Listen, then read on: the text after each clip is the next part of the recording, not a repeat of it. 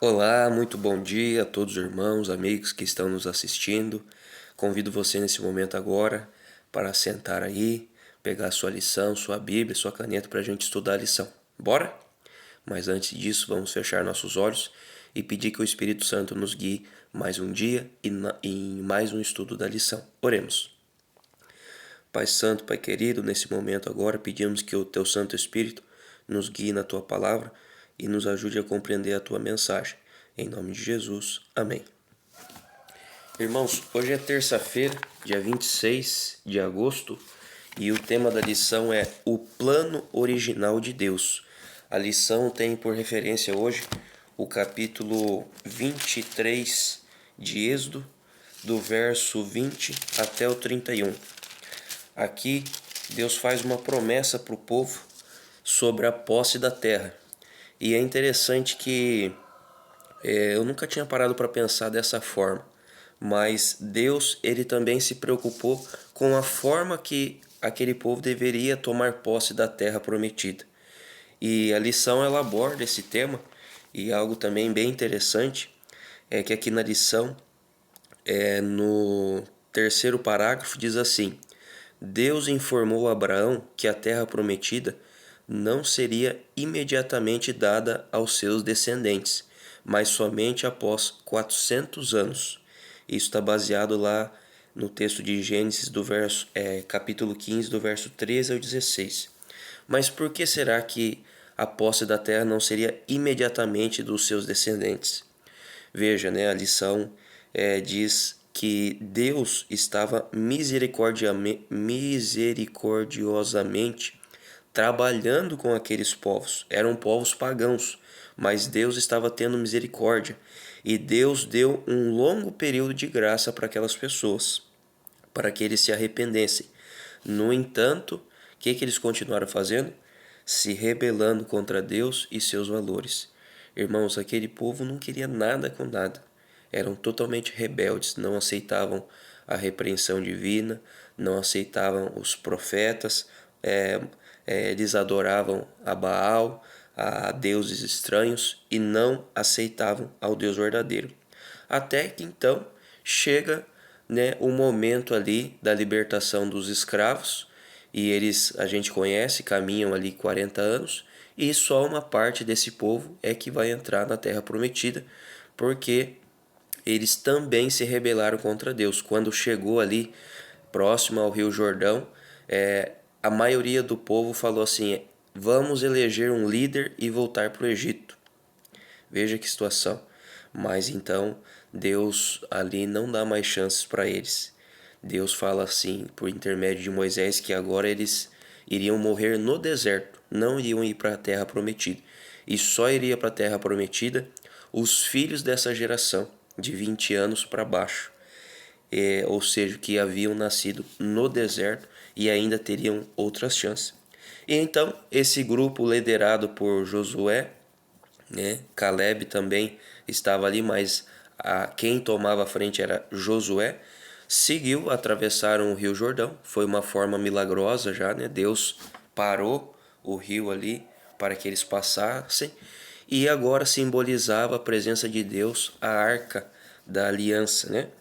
E o plano original de Deus para esse povo, para eles conquistarem aqueles territórios que, segundo o relatório ali dos 12 espias, eram terra que haviam gigantes, terra que haviam muros altos, terra, né, de muitas pessoas. A estratégia de Deus não era que o povo colocasse a mão em armas, em maquinários de guerra para lutar fisicamente com aquele povo. Na verdade, a grande luta daquele povo era para se manter perto de Deus. E assim, eles se mantendo perto de Deus, Deus é quem lutaria por eles. E agora eu gostaria de ler alguns versos que reforçam essa ideia, né? No verso 21 do capítulo 23, diz assim: Guarda-te diante dele e ouve a sua voz, e não te rebeles contra ele, porque não perdoará a vossa transgressão, pois nele está o meu nome. Mas se diligentemente lhe ouvires a voz e fizeres fizeres tudo o que eu disser, então eu serei inimigo dos teus inimigos e adversário dos teus adversários. Irmãos, nesse momento agora aqui, Deus ele estava sendo bem firme contra a rebeldia, porque ele sabia que apenas uma laranja podre dentro do grupo poderia contaminar todas as outras.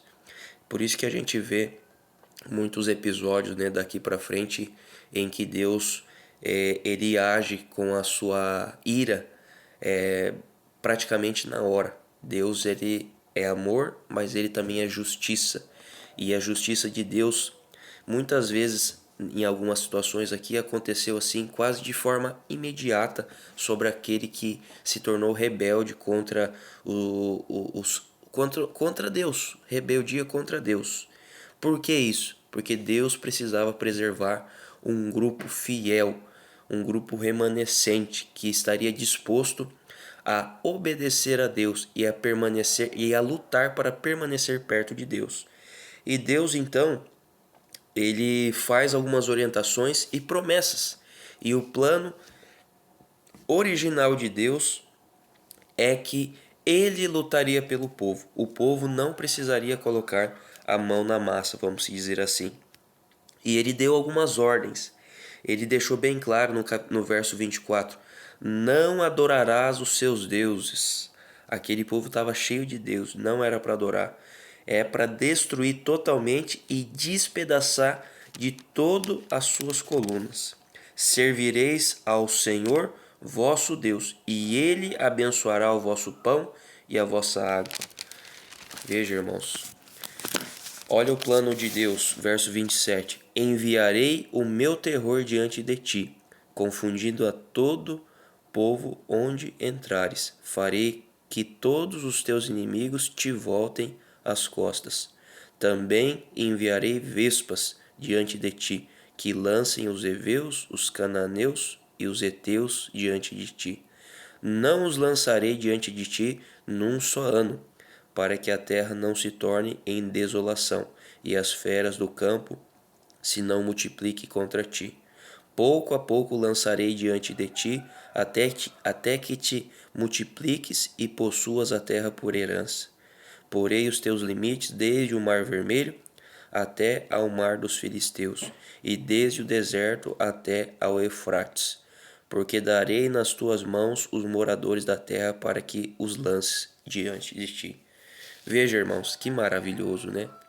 Da mesma forma que lá no primeiro grande milagre ali no deserto, né, que foi a travessia do Mar Vermelho, que Deus agiu de forma milagrosa, abrindo o mar e dando a passagem para aquele povo. E quando os egípcios, né, estavam ali atrás deles, Deus então faz com que o mar se feche e ali morre todas aquelas pessoas ímpias, aquelas pessoas rebeldes também, né? Ali naquele momento simbolizando o Egito. E Deus, dessa mesma forma milagrosa que ele agiu lá atrás, ele também agiria agora ali na terra de Canaã, destruindo aquele povo e confundindo, fazendo muitas vezes com que eles mesmos se matassem ali e se destruíssem. E chegando então o povo de Israel apenas para fazer a limpeza e despojar, jogar fora, quebrar os ídolos, os deuses falsos, esses tipos de serviço. Esse seria a conquista que Deus planejava. Mas, irmãos, a gente sabe, a gente vai aprender ainda que nem sempre foi assim.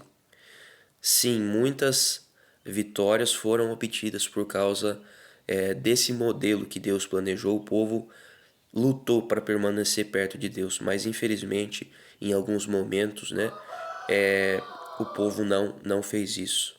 O povo, em alguns momentos, continuou rebelde e teve consequências. A gente vai estudar sobre isso. Mas, irmãos, por hoje, para a gente encerrar, eu gostaria de frisar essa parte aqui. Deus, ele tem um plano para nós. Hoje nós, o povo de Deus, simbolizamos aquele povo que nós estamos seguindo, lutando para conquistar a terra de Canaã. Nós não merecemos essa terra, mas nós a temos direito por herança, porque Jesus morreu por nós e resolveu dividir a sua herança conosco. Mas a nossa luta hoje, ela não é contra pessoas, contra potestades. Nossa luta não é contra Satanás. Quem seríamos nós para lutar contra o inimigo? Irmãos, a nossa grande luta é contra nós mesmos. A nossa grande luta é contra o nosso eu. A nossa grande luta é lutar para permanecer perto de Deus. E assim como Deus, na figura de Jesus, guiou aquele povo no deserto, abriu o Mar Vermelho, se colocou como uma coluna de fogo durante a noite para aquecer o povo e uma coluna de sombra para resfriar o povo, refrescar o povo durante o dia. Assim como Deus mandava o maná, providenciava a água, nem os sapatos nem a roupa deles desgastavam, e Deus guiou esse povo até a terra de Canaã e ali ia na frente do povo, confundindo e mandando ovelhas para conquistar aquele território pouco a pouco. Deus também, hoje, ele age em prol da nossa salvação.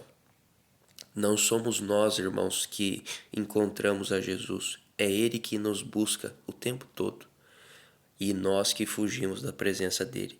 Irmãos, lute hoje, lute hoje, faça da sua luta hoje ficar perto de Jesus. Como que a gente pode ficar perto de Jesus? Oração, estudo da Bíblia, louvores. Que louvores você está escutando? Que tipo de música você está escutando durante o seu dia? Que tipo de conversa, que tipo de amizade você está tendo durante o seu dia?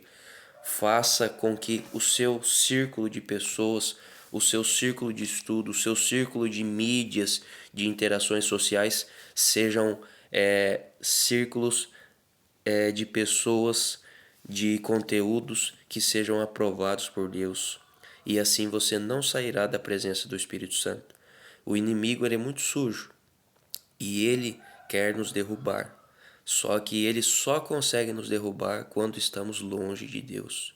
Nós sozinhos não conseguimos lutar contra ele. Por isso, irmãos, não se esqueça, a nossa luta hoje é para ficar perto de Deus.